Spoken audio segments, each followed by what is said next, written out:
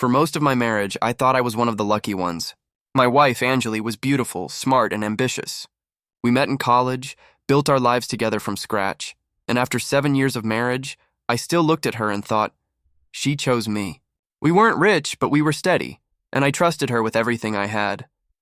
What I didn't know was that while I was working late nights, she was climbing more than just the corporate ladder. It started with whispers.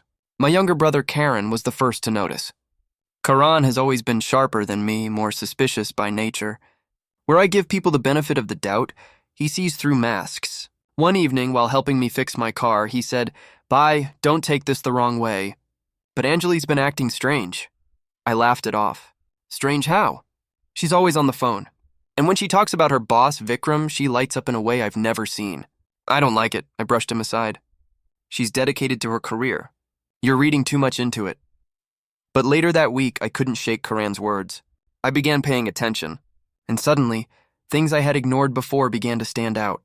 The business dinners that stretched past midnight. The perfume she wore even when just going to the office. The secrecy with her phone, always face down, notifications hidden. My gut twisted, but I still wanted to believe in her. That's when Karan decided to step in. "You don't want to see it, so let me handle it," he said firmly. "If I'm wrong, you can hate me. But if I'm right, at least you'll know the truth." Reluctantly, I agreed.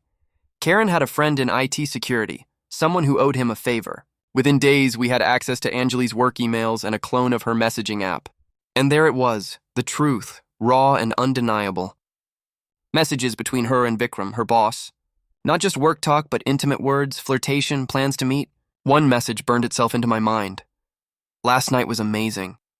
Can't stop thinking about you. Same time next week?" And her reply, "Yes. My husband will believe I'm working late again." My hands shook as I read it. The rage, the humiliation, it was all consuming. I wanted to confront her immediately, to scream, to demand why, but Karan stopped me. "Don't waste this. If you confront her now, she'll deny, she'll twist, she'll cry her way out. No, we expose them publicly. No escape. That's revenge." So we planned. Anjali had her weekly late meeting every Thursday night. Karan suggested we follow her, but not just follow, trap her. His idea was simple and ruthless. We would set up cameras in the hotel room before they even arrived. Karan's friend, the IT guy, managed to book the room next door to theirs by posing as hotel staff. Tiny cameras hidden in vents and behind TV screens recorded everything. That Thursday, my stomach churned as I sat in the car with Karan, watching the live feed on his laptop. And then, there it was, Anjali walking in, arm linked with Vikram, both of them laughing, oblivious. I felt my chest tighten, my vision blur with rage. They kissed, they touched, they betrayed me in ways I'll never erase from memory. Karan put a hand on my shoulder. "Don't break, wait, they'll pay." And oh, they did. We didn't just keep the footage, we used it. The next week was my wedding anniversary. Anjali had suggested a family dinner at our house, inviting not only both our families, but a few close friends. She thought it would be a celebration of love. She dressed beautifully that night, wearing the necklace I had given her on our 5th anniversary. She smiled. She played the role of the perfect wife. Halfway through dinner, Karan cleared his throat. "Bhai, you had something special to show tonight, didn't you?" Anjali looked at me curiously. "What is it?" I stood, my legs trembling, but my voice steady. "Yes, I want to share something about my wife. Something everyone deserves to see." I turned on the TV. The room went silent as the video played. At first, it seemed like a harmless hotel room scene, until Anjali and Vikram appeared on screen, kissing, touching, whispering things no wife should ever say to another man. Gasps filled the room. My mother covered her mouth. Her father stood up furious. Friends stared in disbelief, and Anjali, she went pale, then red, then collapsed into sobs. "Please, stop it!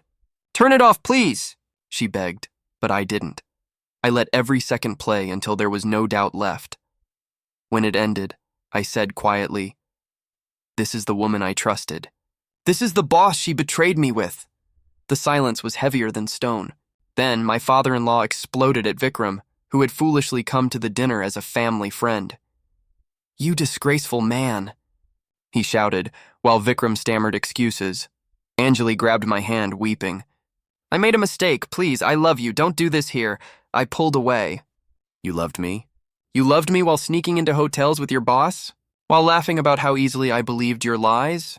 She had no answer. That night, the facade of our marriage crumbled in front of everyone. The shame, the humiliation, it was complete. Vikram's reputation took a massive blow, word spreading quickly in his company.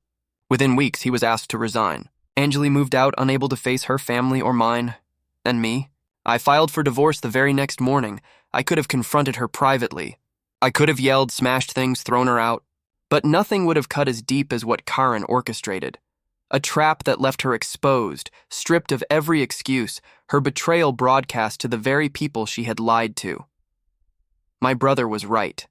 Quiet anger is wasted. Calculated revenge is unforgettable. And as I signed the divorce papers months later, I realized something. Sometimes, family doesn't just protect you from the world, they save you from the person you thought was your world.